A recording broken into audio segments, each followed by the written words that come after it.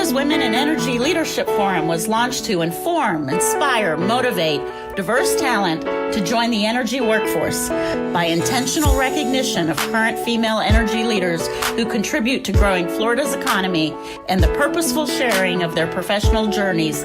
We are creating opportunity.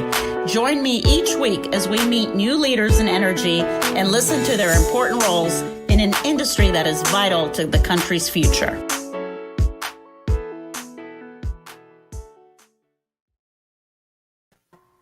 Welcome. Welcome to the Florida's Women in Energy Leadership Forum podcast. I'm thrilled today to have Cynthia Barber with us, the Deputy City Manager of one of my favorite cities, selfishly speaking, City of Tallahassee, and Monica Marlow, part of the Lake Apopka Natural Gas District Leadership Team with oversight over marketing and business development. I tease Monica, she runs the place. Absolutely. It's so good to have you both here, especially this week, Monica, because you're the one that pointed out to me that it is Public Natural Gas Week. And you were like, Lila, let's do that interview that week. Because we want to continue to bring attention to the benefits of natural gas. Right. So exactly. Go ahead, Monica. Go ahead. That's what the week is about, is making our customers, the world, know here in the U.S. about public natural gas and the benefit of it to a community. Yeah. Clean. Yes. Yes. Affordable. Yes. Absolutely. What does it do for the economy? Reliable. Especially in Florida. Yeah. So I'm a City of Tallahassee natural gas customer, so you're preaching to the choir. Good.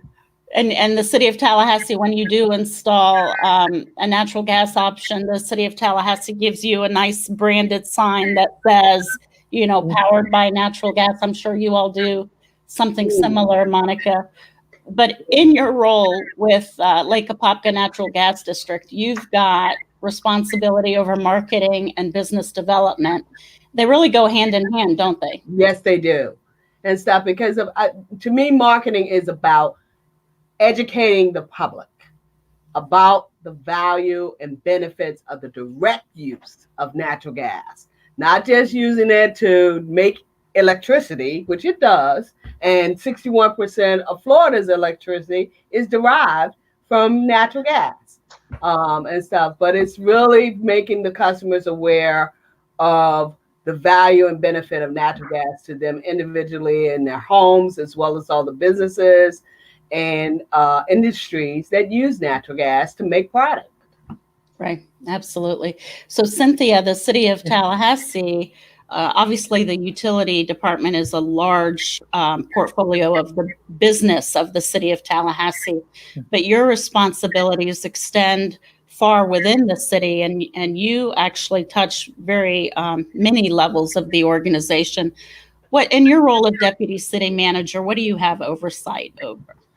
Okay, so one of my primary roles is I back the city manager, so I act in his absence. So by virtue of that, I have some direct responsibility for assisting all of our departments, which includes our utilities and the rest of our government, the rest of the government.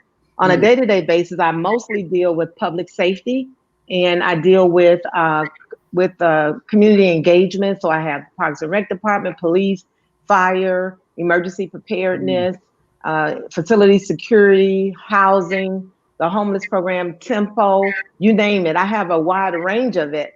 I started my career in utilities, and I like to say I was baptized by fire because there's a lot of it, as you might imagine, and being a full service organization such as we are, and being a full service utility organization. So I learned really in advance in this organization through my work in utilities. I started out in a very traditional role, I think, for women at that time, in more of a support role in a support department, customer service. That was mostly led by women. And through that process, I was later reclassified and became responsible for 2 male-dominated units, my meter reading and the field service technicians. So we had to gain a respect for one another. And what we brought to the workplace. And one of the things that was important to me is how do we integrate those? Both units were 100% male employees, and they had never worked. The two of them had never worked for a female director. And one of the things that was important to me is that they were fully integrated into customer service. They saw that as that was just a preference because I was a woman. They didn't understand the real value and the empowerment that it gave them being in the field. And oftentimes the only contact that the public would have with us would be with either that meter service technician or a meter reader. And so really working on their communication skills, being able to fulfill commitments in the field, and those kinds of things were things that I was able to bring to that workforce. And over time, we learned to really appreciate one another's role. And then from there, just a number of non-traditional roles, becoming the first female department director in our utility services area. So I still stay very much connected to them. I like to say that the utility business and customer service unit is my home. I spent about 17 years in utilities. Okay. So Cynthia, I was going to ask you this a little bit later, but let's just dive right in. There are, I think it's positive that there's renewed attention, greater attention to making sure that our workforce remains diverse and all employees feel included, right? You and Absolutely. I have spoken about this before, and we've both been on programs talking about this. When you just mentioned your career path, the way that you started in utilities and went into male-dominated sectors, you spoke about integration. And so for those that, for the folks that are asking right now, how do we do it? How do we integrate our sections of our organization and understand how to make each section even more diverse? Where did you start? What advice would you give? Well, the commitment has to be throughout the organization, but it certainly helps for it to start from the top of the organization. So we have that commitment from our city commission. We have a very strong commitment from our city manager. He recently, as a way to even further emphasize his commitment, he established a new department, the Diversity and Inclusion Department. And we not only take a scan of our organization and making sure our organization represents the community that we serve, particularly in some areas like the police department. It's very important that the people that we serve look at our organization and they can see themselves reflected as a part of it. So number one, having that buy-in and commitment from the top, but at every level of the organization. Then the city manager pulled together a diverse leadership team in terms of being very diverse in terms of racial makeup of the team, as well as in terms of gender, making sure we have that representation. And that flows throughout when the leaders in the organization are committed and they put in people who are committed as well, then this happens very, very naturally. And making sure people understand, making sure you have a diverse workforce is in no way indicating that you have less than the best workforce. It just means that we have to work harder to make sure that there is that inclusion and we do bring people into the organization and promote and putting people in non-traditional roles and allowing for that. I had a person in my call center unit. She really didn't like that work. She wasn't as good at it as she wanted to be. She didn't have a passion for it, but she liked being outside. She wanted to be a firefighter. So I was able to work with her and work with the fire department to create an opportunity for her to cross-train outside of her normal duties. She retired from the organization, from the fire department, someplace that she loved and she dedicated the rest of her career to. But it just really takes that commitment up front and being willing to look at your organization and acknowledge where we have some work to do and making that commitment to get the work done. Yeah, Cynthia, I always use the word purposeful when we're talking about that. Yes. The purposeful recognition, the purposeful inclusion. You purposefully understood where her desires were and made some purposeful connections. I hope that that's a word that really gets incorporated into all organizations, because that's what we're talking about. We're talking about plucking someone out for their potential, right? Understanding that they have potential and they could do much more than they're doing now. Yes. And a lot of us have benefited from that. That happened to me when the city manager said, I want you to lead the police department. And I later went back and told him, I said, I think you just want to get rid of me because you know that I don't know anything about that. That's not what I do. But there is a recognition. I've been all across the organization, and so there's a need to, you need to be able to respect the workforce. You need to have some leadership skills, and you can just about do anything if you're open-minded and flexible. But I was able to do that. I use that what I've used all my career to build that relationship with the police department and bring some things to the table that they may not have thought of having been included, like how you involve the citizens, how do you involve neighborhoods and making their own neighborhoods safe. And so I've been able to bring some of those things together, pulling together all the law enforcement agency heads across this community, including state and federal level law enforcement agency heads. So really somebody believed that I could do it. And that's the way I work. I try to make sure I'm giving an opportunity to those that I mentor directly and those that may even see me and be inspired by my story. How do I live that out in a way that makes them believe and feel like they can do it? And then what help can I give them in achieving that? Yeah, absolutely. And Monica, I've heard you speak on this issue, so I know you also have a very diverse organization. Your leadership team is quite diverse, right? Yes, it is. Yes, but you know what I noticed about your organization, though, right, is you probably are, 5-10 years away from that loss of institutional knowledge, where you're probably looking at, how do I bring in new workforce talent into the organization? Well, whether you call that strategic planning or replacing that the people infrastructure, right? What are the things that you've embraced at the district to provide some opportunities for others? Well, I think the district overall just, our GM and CEO came from city of Tallahassee. Yes. So he was very much knows about how to include people and make sure that they know that their work is valued in whatever position they are in. And if it's something else that they want to do, then we try to make sure that we can make it happen for them and stuff. If they got an interest somewhere, I've got a tech right now who's been at me for almost a year. He wants in my department. He wants, and right now, if I had the slot, I take him, because he this year alone received more accolades from our customer than anybody else in the company. He's a great guy, and like I said, it's about diversity and stuff, and knowing that you just because a person comes in at one position doesn't mean that that's where they got to stay if they want to move throughout a company. I mean, my history, I've worked for like Apopka for 7 years, but I've been in the industry 22.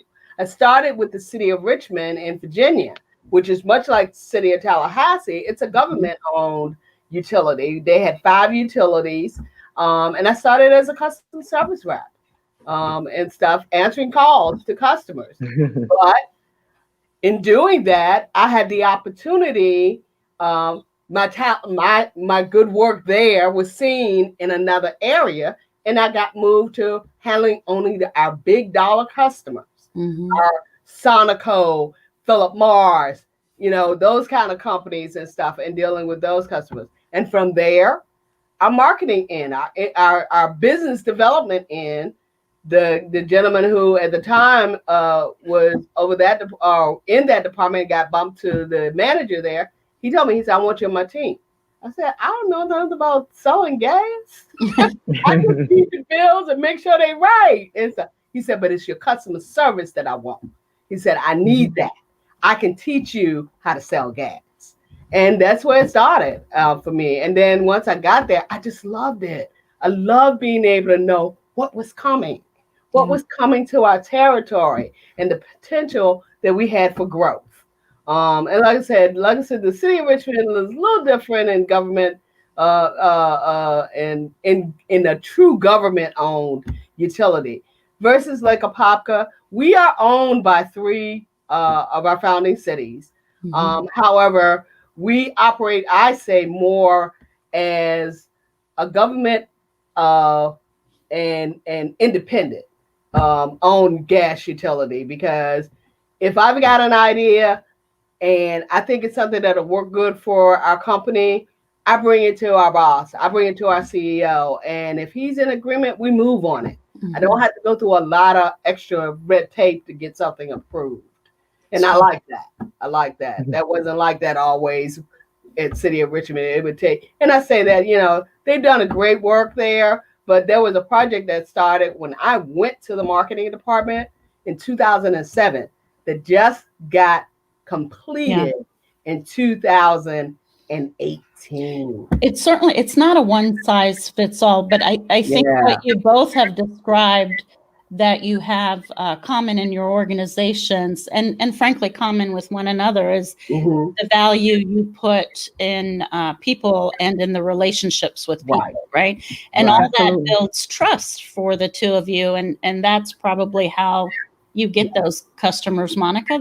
People know you personally, and they're they know you're going to keep it real for them. So we have our first question, I would continue to encourage our audience to please send in questions through the Facebook chat. We see your questions. And here's our first one. Folks want to know how each organization has adapted through COVID-19. Cynthia, let's start with you. Some parts of the city worked remotely, correct? Yes. So we were, Reese and I were teasing in the beginning before we went into a quarantine about how much we had dealt with as an organization. And I said, well, the one thing we haven't had to deal with yet is we haven't had to deal with the pandemic. And just a few days later, we found our right. So Reese has asked me to please not do that again, because after the pandemic started, I said one more thing, and we've had to work through that as well. But we made the commitment that we always make, is that all essential services must continue. So we know we must continue to provide our essential services like public safety and our utility services. We knew those things had to continue, but also most important was, how do we do it in a way that protect our workforce? Right. So, and then at the same time, how do we support the community and what it needs to do? Our underground utilities help the hospital. We actually physically set up a testing site at the old Northwood Mall site so we could have testing that occur in our community. We immediately had at least a third of our staff transition to work remotely, and not just any kind of work. It was seamless to our customers. Our call center shifted to a remote location. I don't know to this day, but for me telling you right now that the public even knows that people were taking these calls from their home. We were able to work with our IT department, which is an excellent department, to make sure those things happened. We knew that we needed to protect our workforce for our critical services like our electric utility. So when we had our first community, we met with a bunch of community partners, just getting a glance at what could potentially happen. At that time, no cases in the region. We talked about sequestering a workforce, a healthy workforce, so that if we start to see impacts in the workforce, that we would have enough folks to keep our utility services on. We did that in our utility department, created living accommodations on site so that we could have people available for that.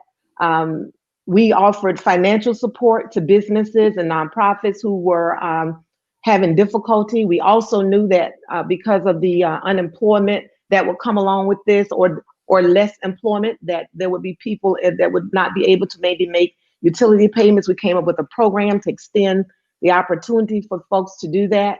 We hardened some of our environments, making sure they were sanitized, implementing more stringent cleaning kinds of things, suspending large gatherings and services that could contribute to a spread, just a whole range of activities that ensured essential services were delivered, protected our workforce, served our public, and supported community partners. Also worked with FAMU to shore up their testing site, providing our fire chief. And that's one of the things we talked about. We break down all barriers. While I have responsibilities, my fire chief may have responsibilities, I can plug him in wherever I need him. And so he helped manage and served as liaison for our testing sites. He's very good at it. He knew he had a well-run organization in the fire department that I could snatch him away and have him to do that. But really just trying to leverage all the talent that we had in our organization, and just make sure we maintain it. All hands on deck. And in the middle of all of that, we had a couple of storms and the one hurricane just a couple of weeks ago. Yes, and which was quite challenging because trying to get workforce, people to come into your community to provide supplemental staffing, that was a huge challenge. And the same for us. We did provide some mutual aid in another incident, but we had to do that in a way, had to think about it differently from the way that we would have traditionally done that. But yes, absolutely, all hands on deck. Monica, COVID-19, of course, impacted you all as well. You're part of the essential worker group, but were some of your folks able to work remotely, and are they still working remotely? Yeah, we have been very flexible with what we call teleworking. Anybody in our offices was able to, our IT department, as she said, was very critical. They got everybody that didn't have a laptops geared up and ready to be able to work remotely at their homes and stuff, and did it in short order, very quickly done and stuff. And we're very proud of the work that they have done for us in regards to that.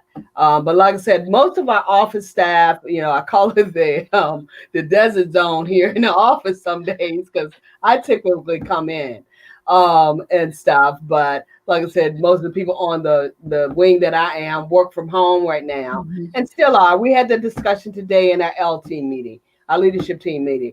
How are things going with the remote work? Do we need to continue this going into the new year? And we've decided that we just need to continue to be flexible with that option. I think it's making us all understand that there are some efficiencies to be gained this way. And absolutely. Certainly until the schools open, we have to remain flexible. Because of it and stuff, and stuff with a lot of people and stuff. So absolutely. Yeah. And we also shifted our meetings, as you know, our commission meetings to virtual meetings, which were, a challenge to get all of that organized and to allow for and support citizen feedback in the meeting process. Again, the IT department, or T&I, depending on how you reference them, technology and innovation, to get everybody retooled and retrained. And I have learned so much in myself. Zoom and every other WebEx and all kinds of apps I'd never thought about. And never wanted to think about, frankly. Exactly. Yeah. We're doing it. The children are learning to use all types of technology. They're teaching us. They're teaching us. Yeah, they're teaching us. There's been a lot gained as hard as this has been. We have, like other organizations, we were impacted with positive COVID cases. We even had a death of a coworker from COVID. But there has been a lot of strengthening and rallying around the organization, and making sure we put in programs to check on our neighborhoods. That's very important. Making sure our neighborhoods had what they need, doing door-to-door delivery, making sure we organize food drives for some of our families that were in need. So just really, again, all hands on deck, whatever it took and whomever it took to get it done. Cynthia, I'm personally familiar with this, so I consider it a best practice. The city of Tallahassee has what you all have called the Citizens Utility Advisory Board. Yeah, I think it is a best practice in community engagement, where you, the commission, the city manager, select people to serve on this utility advisory board, and they actually make recommendations to you before your recommendations go to the commission. And of course, it's all utility related, including refuge, right? And it's just such a magnificent way to push information out to the community, but also to receive information. Is that still in existence? Yeah, it's still in existence. We've had it for a very long time, and it really is a good benefit for us, because it's a very diverse board. People come from banking background, and they come from a utility background. It just may be a neighborhood leader, may just be a concerned citizen, someone who wants to serve. So to get those perspectives and feedback when we have policy ideas or recommendations that we want to take to the commission, they give us a good balance on how the public might respond to that. So it's been very helpful to us, and we've actually implemented those kinds of boards in a couple of other places as well. We've implemented a neighborhood leadership academy, where we train a whole cadre of neighborhood leaders on what's happening in the city, because in addition to helping us with that, we want them to also be a voice.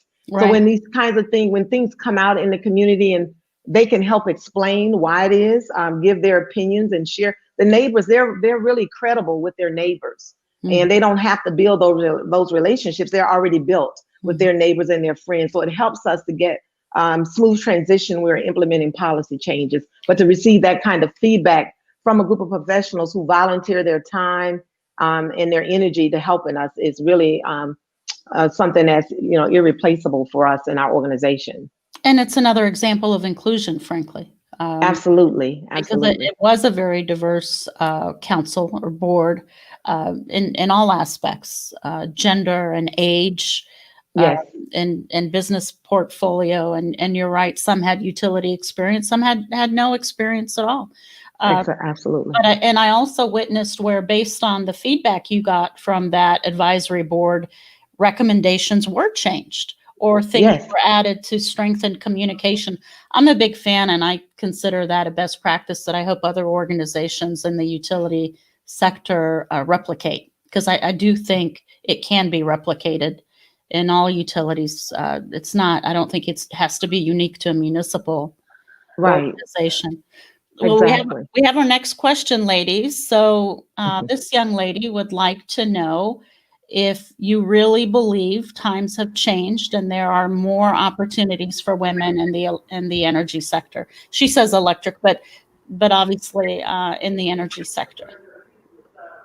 I believe that they have. I like I told you, when I started in a very traditional role as a support to the utilities in customer service.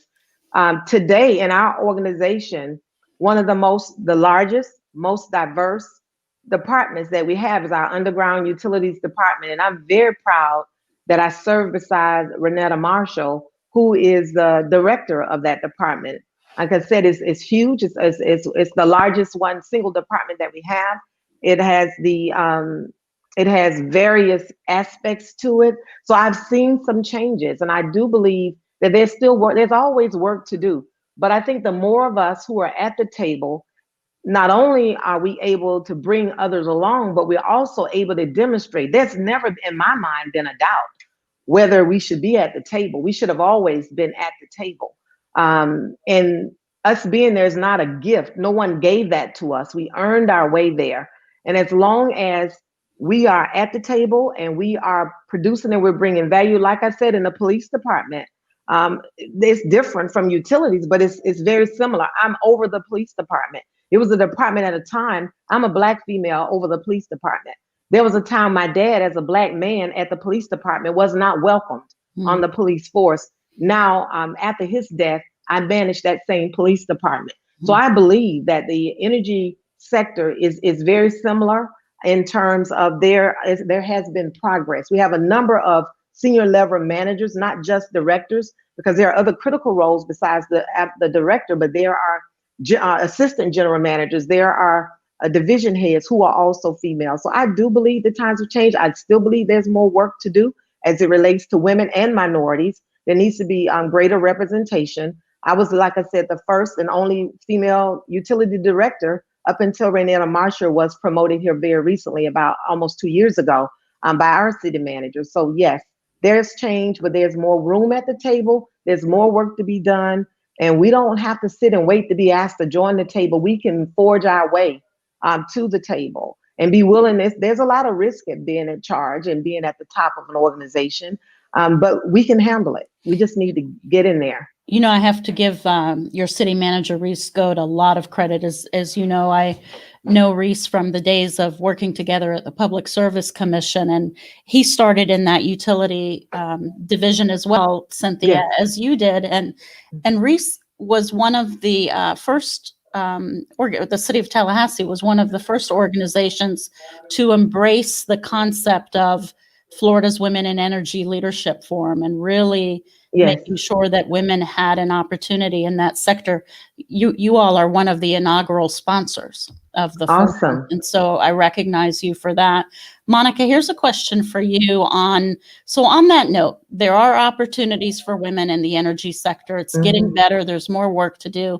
If you're a second year college student, what should you be taking right now? Where should your eye be professionally to position yourself for success? Oh, Monica, you're on mute. Okay. There you go. Right. If you're looking at the energy sector as industry and stuff, explore each type of energy that's out there. Learn a little bit about all of it. And then narrow that focus down to what energy you want to really be involved in, and find yourself some internships. Do something. Some of them will pay, some of them won't be paid, but the experience you will gain is what's vastly important. And understanding how that energy provides the energy it does to the citizens it serves and stuff, and to the nation that it's serving.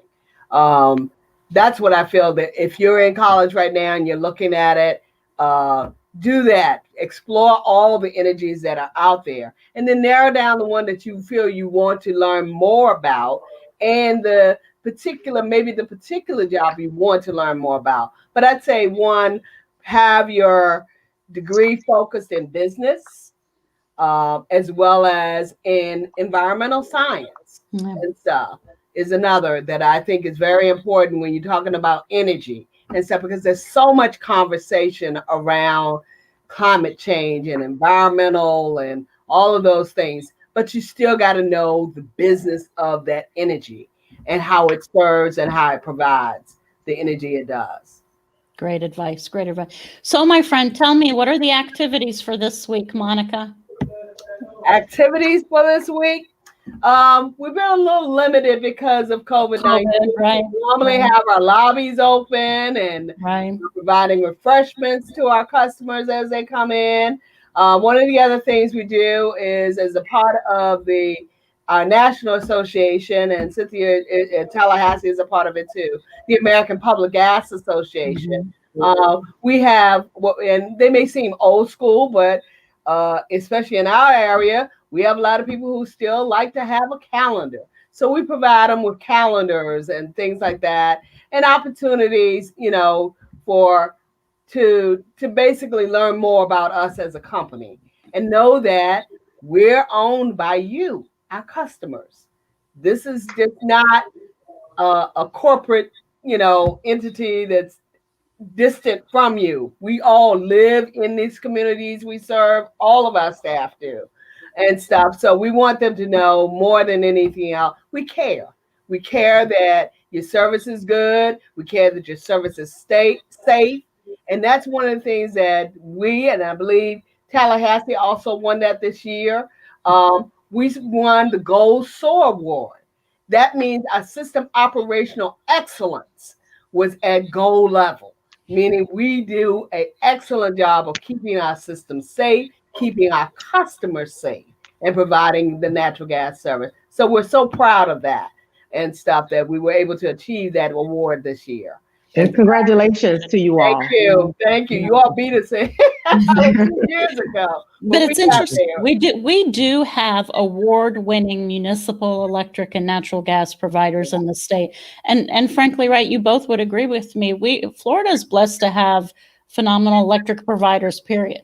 Yes. I think part of the education process, and I'm so glad we're able to do this today, part of the education process for students and your counterparts alike, and frankly, just our broad viewership, the community at large, is to help folks understand that there are municipal electric and gas providers, as well as the investor-owned utilities, and Florida is unique that way, right? Right. Yes. Right.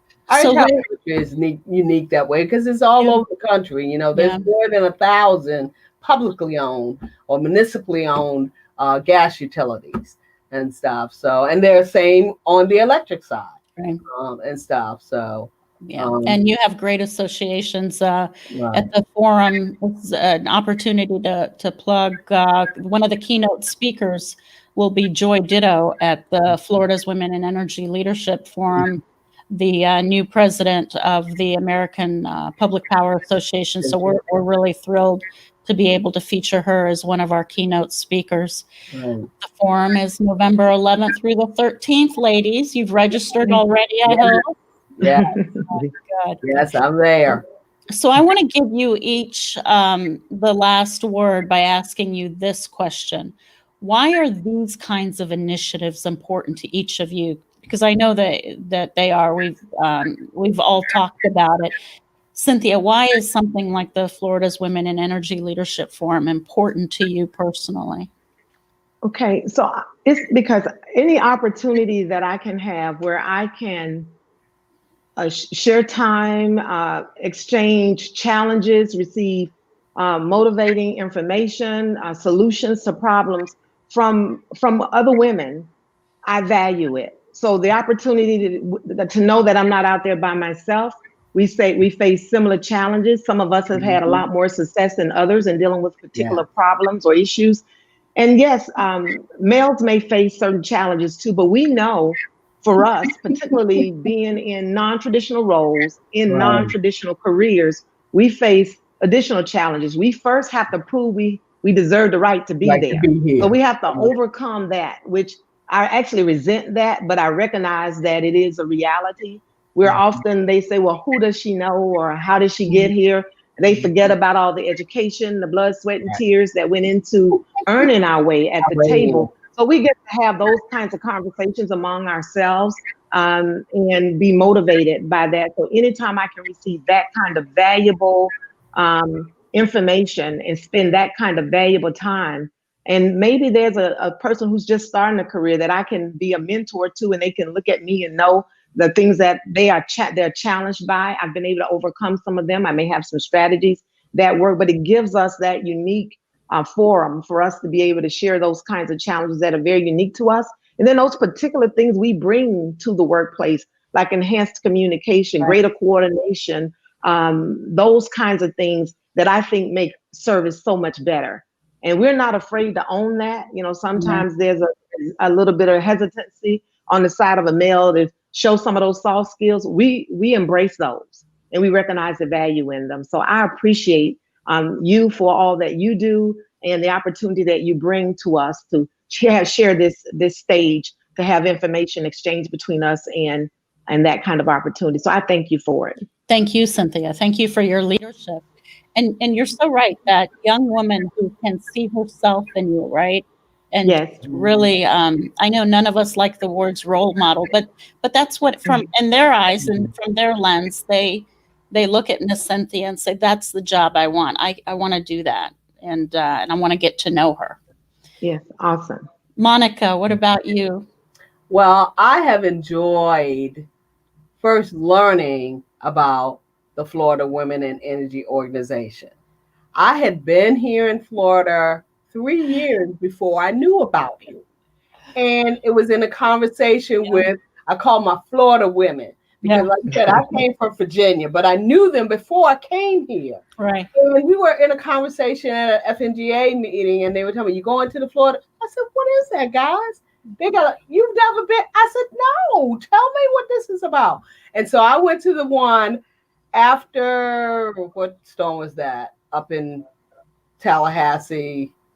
I don't know, but you and I met at an FNGA conference first. And Cynthia, you'll like this because Monica comes up to me. I'd never met her. Monica goes, are you Lila? And I said, I need to talk to you. I don't know what I had never experienced anything like this when I was in Virginia. There's no organization like this in Best energy. friends ever since. You know, that you can talk to people and meet people that women, I'll put it this way, women who are in the energy industry and have done some of the things that you're trying to do or want to do, or just have a good rapport with folks.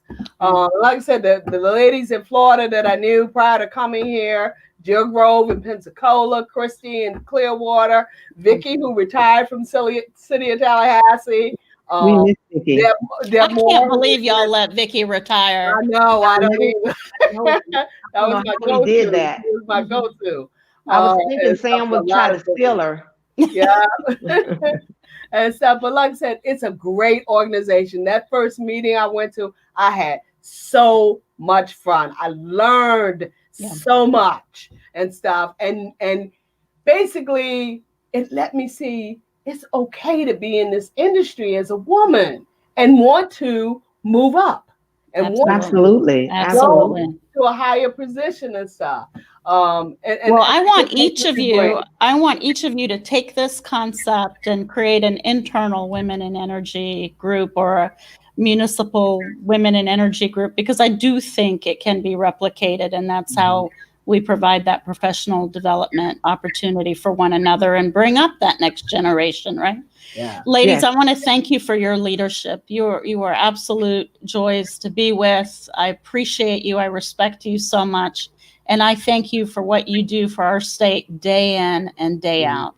Appreciate you. Thank you so much. Thank you. Thank you, Lila. Thank you for joining us. Really appreciate your work. Thank you. We'll see you soon, Monica and Cynthia. All right. Thank you. Nice Okay. All right. Bye-bye. Bye-bye. Nice to meet you.